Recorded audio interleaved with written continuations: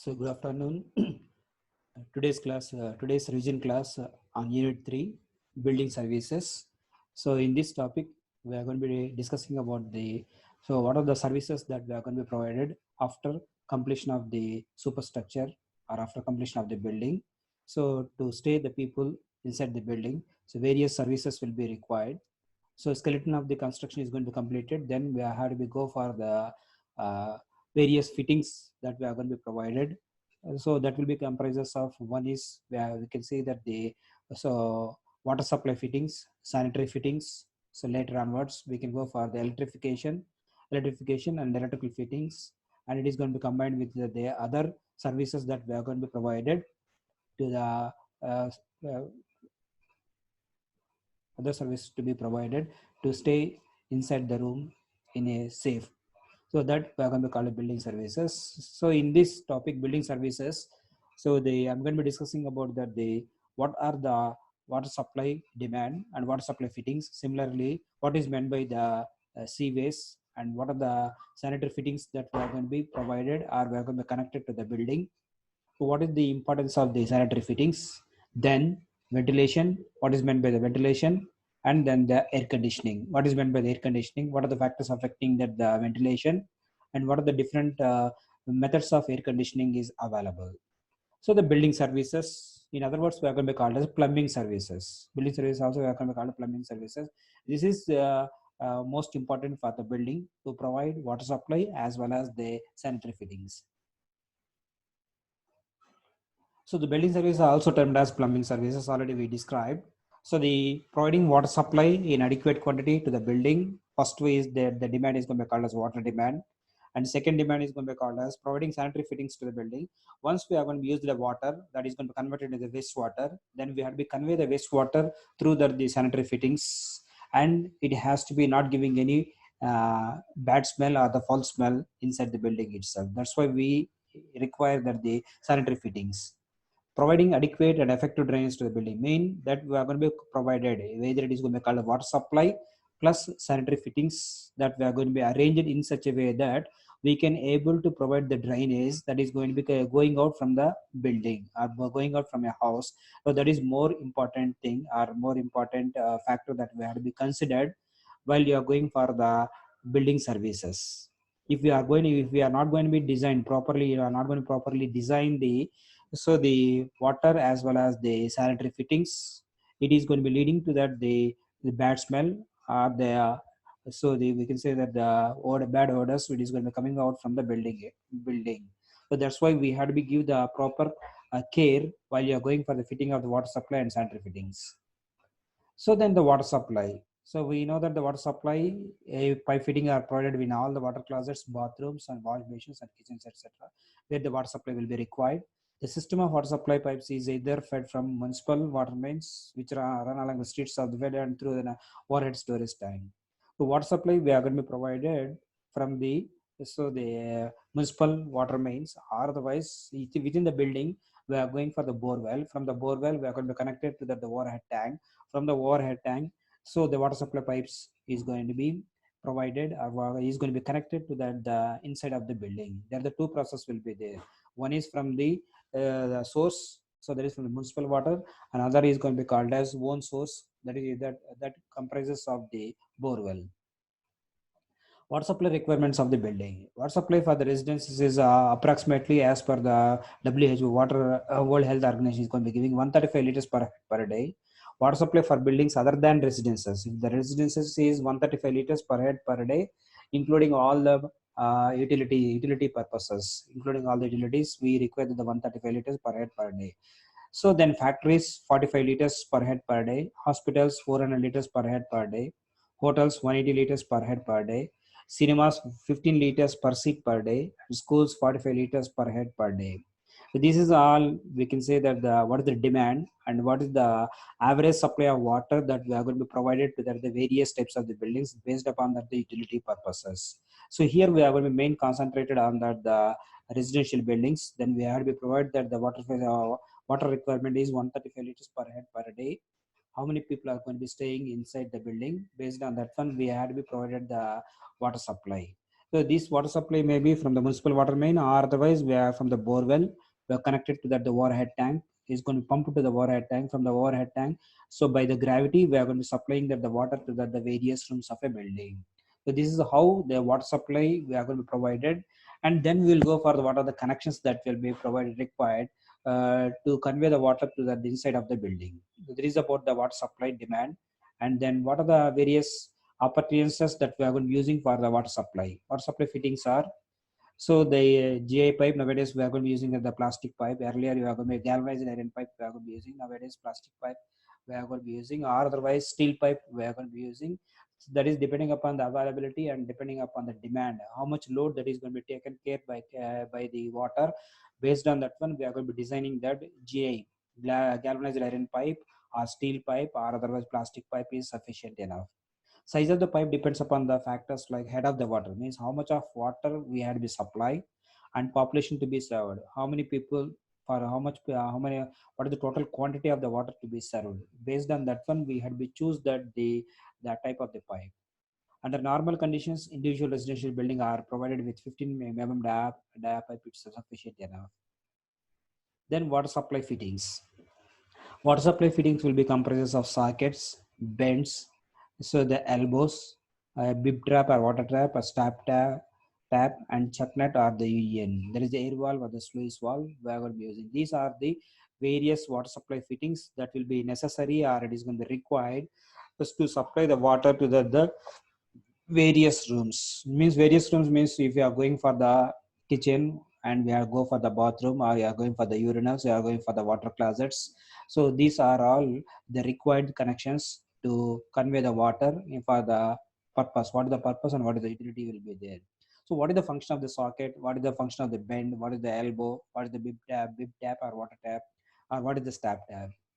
So the socket is going to be called as join. So socket, we can able to see that the picture is going to be giving you that there is going to be called joining two or three more pipes. So that we are going to be called as a socket. And then the elbow. Nowadays, we are going to be using that the elbow.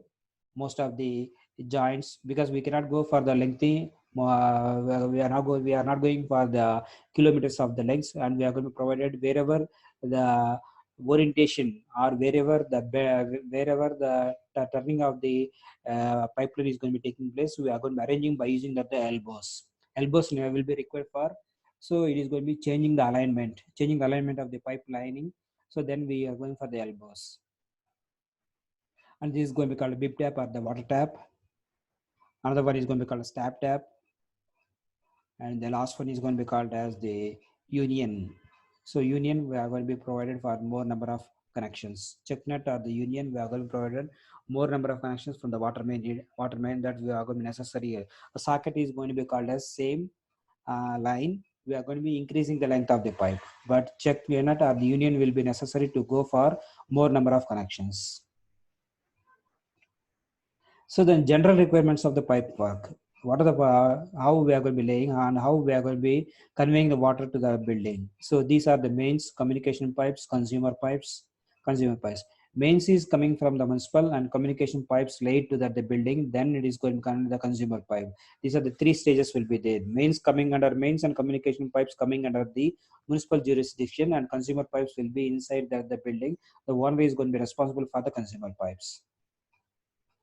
So this is the picture is going to be giving you that the how the water supply is going to be connected to the building. We can able to see that the communication pipe, and this is going to be called a supply pipe.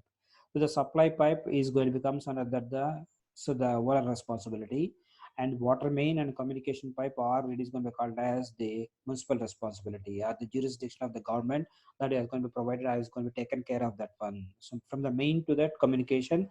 So then once it is going to be entering into the boundary, then it is going to be the responsibility of the owner of the building is the responsibility. What is the main? So main is they are also known as the municipal water mains. So they consist of a large size pipe carrying wholesome water for drinking and other uses for various localities of the city.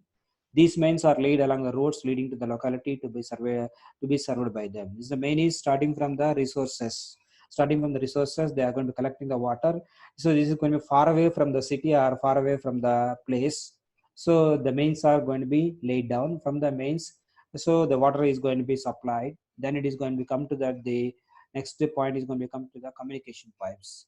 So it is the part of the service pipe extending from the water main up to and including the stopcock, which is under the control of the municipal authority and not the consumer. So mains and consumer communication pipe both will be under the control of municipal jurisdiction or the municipal authorities. Consumer pipes only. So the portion of the service pipe used for supply of water and which is the property of the owner of the house is not the consumer pipe. These are the three different types of the pipes that is going to be conveyed the water. Finally, it is going to be leading to the outlet of the building or the inside of a room. So that is going to be called as a consumer pipe. So this is going to be called as we are going to call it stages. Main from the resource, then it is going to be communication within the city or the plan within the town. Then the consumer is that building. So from the larger area to the medium area, and then finally it is going to be called as constructed area by the consumer pipe itself. These are the various stages. Then the hydrant also is going to be necessary to go for the firefighting purposes. Emergency cases, we want to require the water, we have to store it in the form of the fire hydrant or the hydrants, and we are going to be supplying the water for the firefighting purposes is going to be called as hydrant. Hydrant is a place or attachment fixed on the water mains at suitable intervals that is necessary for in the case of an emergency. Main thing is for firefighting purpose. That is why fire hydrants. It is used for taking water for firefighting. Then the next one is going to be called as water meters. This is also is one of the part nowadays we are going to be providing the water meters in such a way that we are going to be restricting the usage of the water, and we are going to be restricting the way we are going to be avoiding the wastage of the water. That the main purpose or main objective we are going for the water meters. Water meters are essential. If there is no water meters, then the wastage will be more, and we are going to be we are going to be losing the resources, water resources, and the resources, natural resources is going to be drying up. We are going to be using more water if it's not necessary, if we are not required also. So that's why we want to reduce the usage of the water, and also for the water we are going to be using for the peculiar purposes. The water meters we are going to be provided, our water meters is going to be designed in such a way that the people can able to use that the water for each purposes. If there is no purpose or there is then we can able to avoid the wastage of the water. The main objective is the water meter. For that purpose, we are going to be arranging, we are going to be designing the water meters. Water meters are installed for all the connections given by the municipality. So these are used to measure the amount of water that has flown through it. Occupants are charged according to the reading of the water meters. That's the main objective we are going to be using. We can able to reduce the wastage of the water. Then up to this, we discussed about the water fittings. Then we go for the sanitary fittings. Sanitary fittings is that water is going to be converted in the wastewater, or we are going to call it seaways. Technically, we are going to call it seaways. Once the water is going to be used, either in the kitchen or you are going to be using in the toilets or in the bathrooms or urinals, so the water is going to be converted into the wastewater, or the water will be called as a seawage water. So it is going to be wholesome water we are going to be converting. After usage, it is going to be converted into the seawage or converted into the wastewater. So then wastewater has to be carried carefully, and we had to be we had to be we had to give the outlets in such a way that so it will be not going to be polluting the ground itself. For that, we are going to be provided the soak pit or otherwise sewage tanks we are going to be provided such that we are going to be stored. After the treatment, we are going to be after then we are going to be giving the exit for the wastewater itself. So that is sanitary fittings. Whereas for collection and conveyance of wastewaters, various types of the sanitary fittings are required for to be fitted in the building.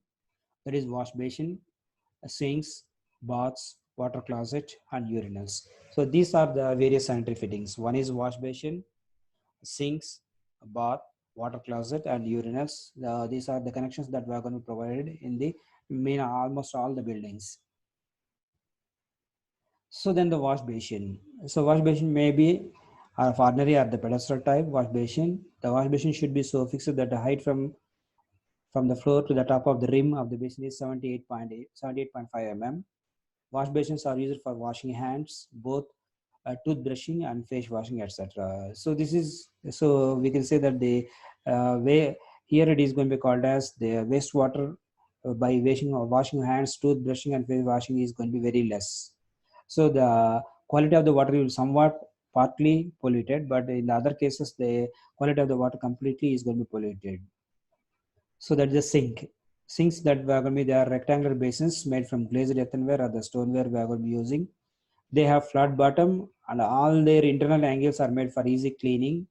They are used for washing utensils and kitchens. Mainly, we are going to provide sinks in the kitchen such that, and after the usage of the utensils, we are going to be cleaning that all the water we are going to be collected through the sink and we are going to convey to the outlet.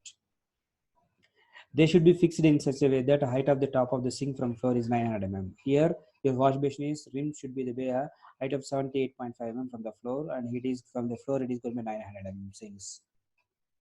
Then we are going for the bath.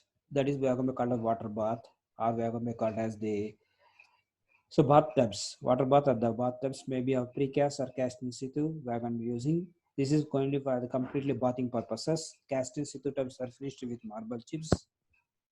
Ready-made tubs are also available, made from enameled iron, plastic, or cast iron, enameled porcelain, marble, or the fireclays. The bathtub is provided with a top to fill it and an outlet of 40 to 80 mm size to drain it. After bathing, so the water has to be drained out. Then the water closet. So it is used to receive human excreta directly from the persons using it. The appliance is connected to the soil pipe by means of a trap. Is connected and it is going to be flown through the water itself. That's why we are going to call it water closet. So the proper water seal we are going to be maintained such that there is no foul gases or the bad smells is going to be coming from the water closet. Then the last one is going to be called as urinals. They are used to discharge urine. They may be a bowl type or the slab and stall type.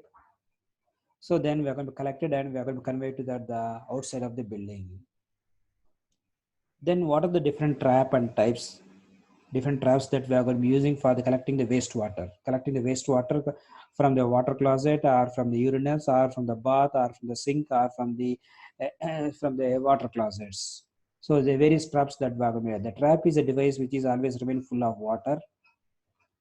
It is a device which puts a barrier in the sewer line in the form of a waste of water seal and does not allow municipal sewer gases to escape in the house. That's why the main functioning of the trap is that it is having the water seal such that it is not going to be giving any bad smells. It is going to be flushing when and where we are going to be using the water. If trap is not used in any of the sanitary fittings, the foul gases of municipal sewers will escape into the house and cause nuisance and pollute the atmosphere. If there is no traps we are going to be used or designed, then every chances will be there. Municipal gases is going to be coming. Municipal sewers from the municipal sewer, the foul gases is going to be coming inside the building and we are going to be pollute the atmosphere itself. Hence, all the sanitary fittings are always provided with a trap. Trap is a water seal. You are going to maintain the water seal is full of water. The depth of the barrier in the form of water is called the water seal. Water seal was provided. Then the floor trap. The floor trap is going to be provided on the floor. It is going to be collecting from the all the in the same floor level, kitchen or the urinals or from the water closet. All it is going to be collected and it is going to be conveyed to the gully trap. From that gully trap, we are going for the intercepting trap. From that, we are going to be connecting to the municipal sewer. So that is the various connections or various stages will be there. How we are going to be conveying the wastewater. Floor trap. It is made of cast iron and provided at the point of entry of the wastewater in the house. Starting point is the floor trap.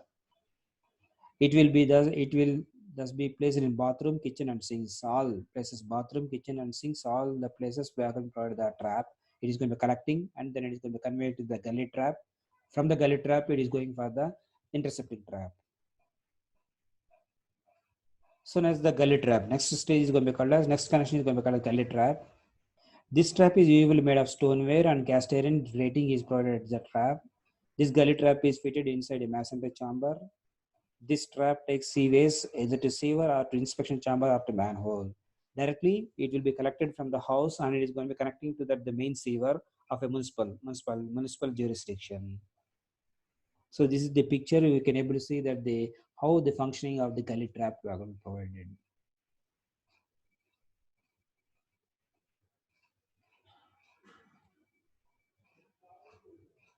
So this is from the building. We are going to be connecting and it is going to be connected into the gully. Then it is going to be connected to the municipal sewer itself.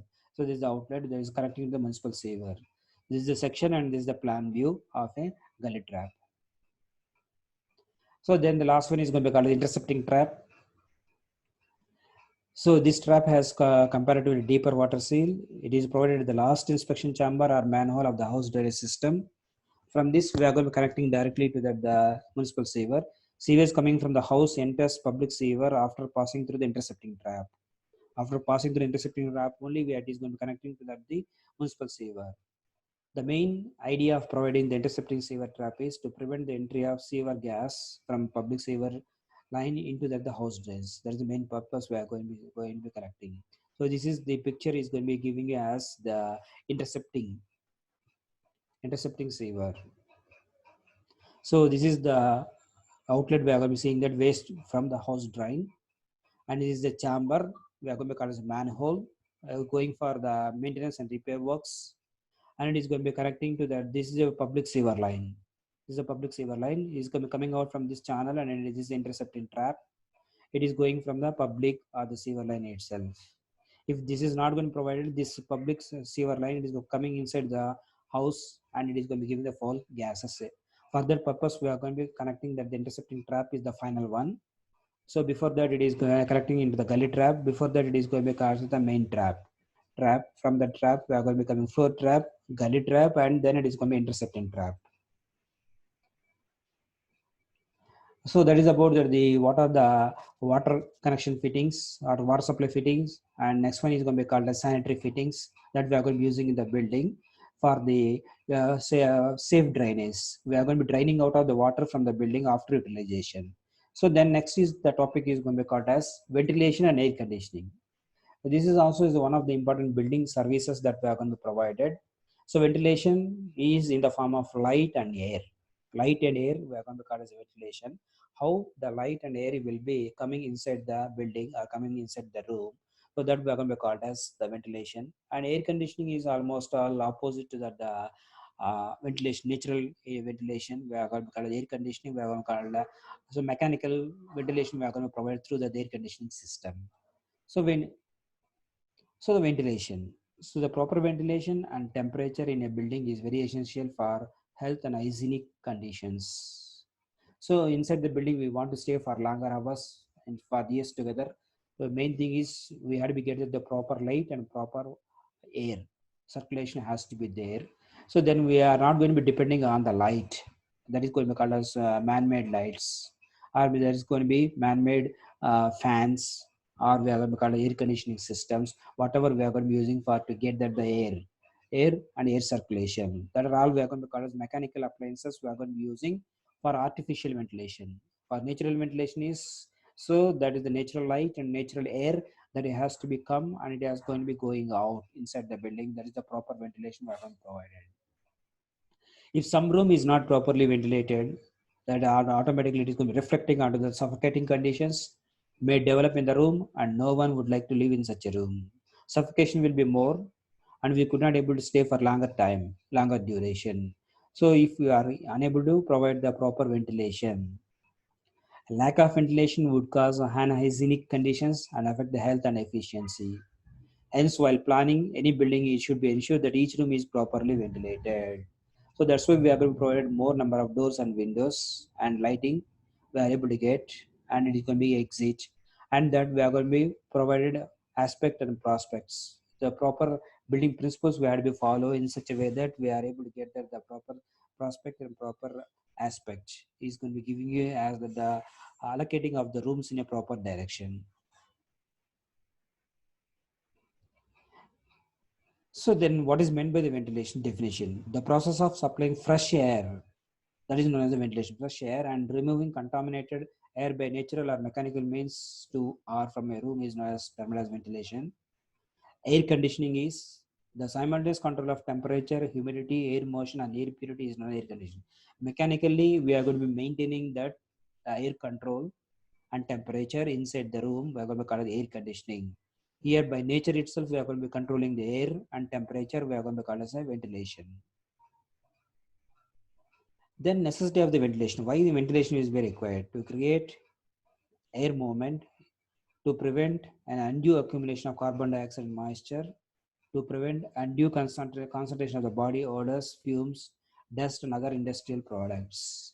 So if there is no proper ventilation, so we are going to be the concentration of the odors, fumes are inside the room, and where it is going to be leading to the suffocation, and we could not able to stay for the longer time.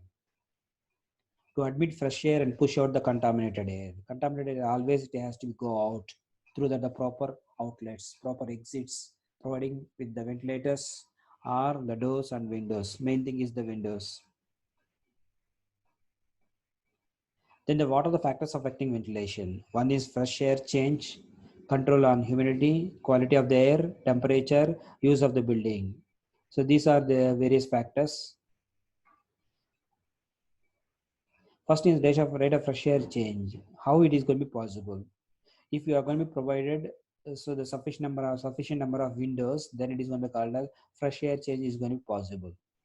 If air remains static in a room where some people are working, the air becomes contaminated after some time because of respiration of the people working there. If this air is not changed with fresh air concentration of carbon dioxide, other gases and bacteria increase and environment becomes polluted, which is not fit for the working or staying. So there is the carbon dioxide is going to be accumulated and other gases and also bacteria, also chances of the bacteria is going to be increases in the environment. So that is the rate of fresh air change. Fresh air change will be positive, has to be there. Control on humidity. Presence of water vapors within a specified space is termed as humidity. So water vapors will be inside the room, and when a specific volume of air at a specific temperature holds as much water vapors it can, it is said to be saturated air, and the temperature is and the separate air that temperature and air is going to be dry.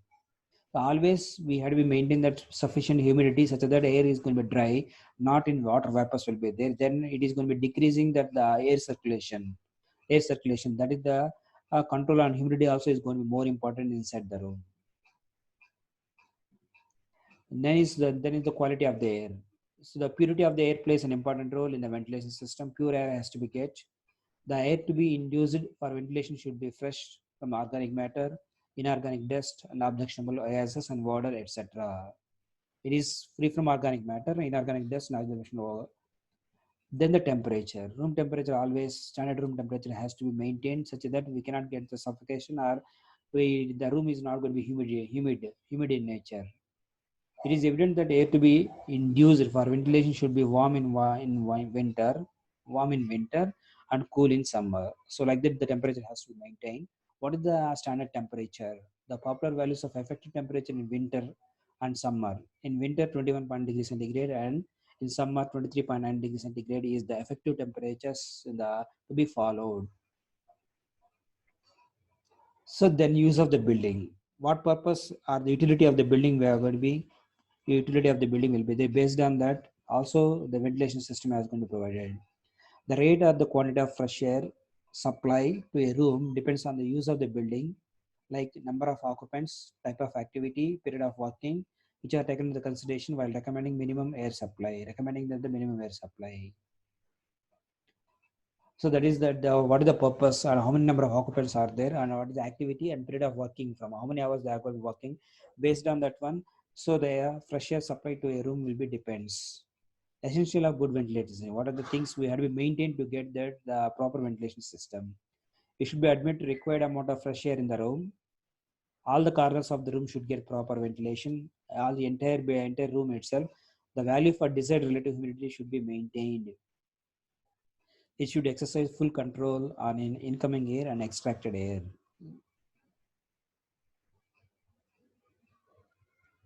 Then the air conditioning. Air conditioning is going to be called as mechanical appliances. We can maintain that the room temperature and also maintain that the air circulation. Room temperature and air circulation both together is going to be possible by using air conditioning.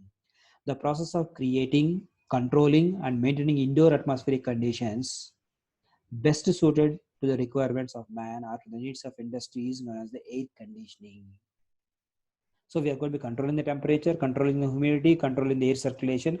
All it is going to be possible by one accessory or one equipment we are going to call as air conditioning or the air coolers. This process consists of conditioning of air with respect to the humidity, temperature, odor, bacteria content, dust content, and air movement so that comfortable conditions are maintained inside the room. Main thing is we're going to be conditioning in the air with respect to the humidity and temperature. Then others is odor and bacteria. Principles of air conditioning. So one is temperature control, then air movement or the velocity, humidity control. These are the three controls will be necessary to maintain the proper air conditioning system. So the temperature control. Always the temperature control that is depending upon winter how much temperature we have to maintain and summer how much temperature we have to maintain. That is another temperature control. The temperature range which is linked, so which is liked by majority of the people is called comfortable zone. What is the comfortable zone? The comfortable zones are different for winter and summer due to the changes in the body. Then the air movement or velocity. So how much it has to be enter and how much it has to be go out. The control on air velocity is also important factor in air conditioning. Increase in air velocity decrease the inside effective temperature with upsets regulation of conditioned air. Increase in air velocity decrease the inside effective temperature. Main thing is we have to decrease effective temperature, decrease the effective temperature, which upsets the regulation of conditioned air. Humidity control. Humidity control conditioned air is also called as important. Dry air puts strain on nasal passages and causes irritation. Dry air, so dry air, the somewhat humidity we have to maintain. An average value of relative humidity between 40% to 60% is considered desirable. So that is 40% humidity always we have maintained in such a way that we cannot able to get so much of dry air. So that will be possible to stay inside the room itself. That is the humidity control. Then essentials in air conditioning is a complete process of air conditioning consists of what are the air conditioning system will be having filters, heaters, refrigeration units, humidification, dehumidification, and air distribution. So first one is going to be called filters. First thing is filters is that it is going to filter the air in such a way that we can able to get the fresh air. It doesn't have any dust. In order to make air free from bacteria, dust, etc., filters are used. Filters are also sometimes as known as air washers. So it's cleaning the air such that it is going to be entry is going to be given to the inside the air conditioning system. Heating. So heating is depending upon we have to maintain that the temperature. That is going to be called temperature controlled by the heating. Preheating units are there in the air conditioning system. So for winter air conditioning, for winter air conditioning, higher temperature has to be maintained inside the air conditioning room. For this, incoming air has to be heated. For winter, incoming air has to be heated such that we can maintain the proper temperature control.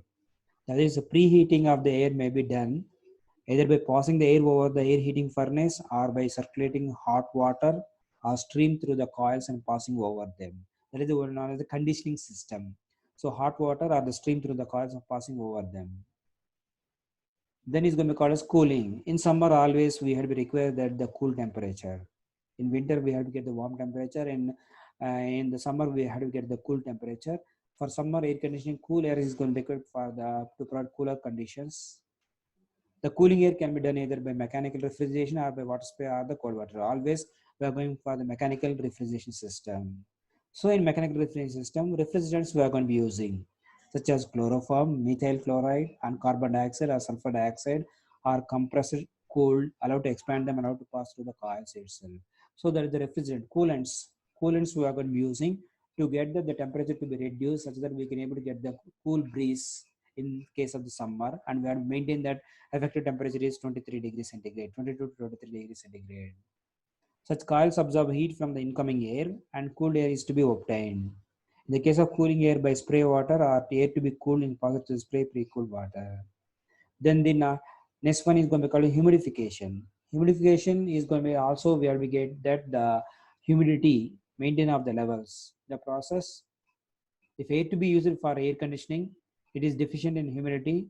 It is passed through pans of water or wetted cloth strips so as to make it spice to humidity efficiency. If very large quantity of air is to be humidified, spray humidifiers are used.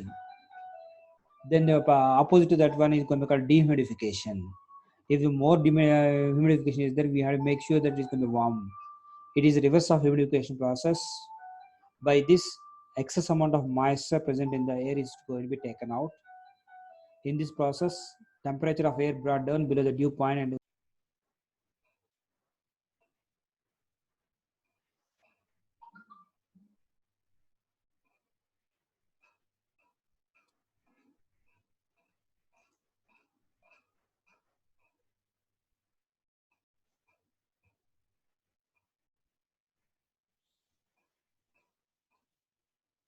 So air distribution.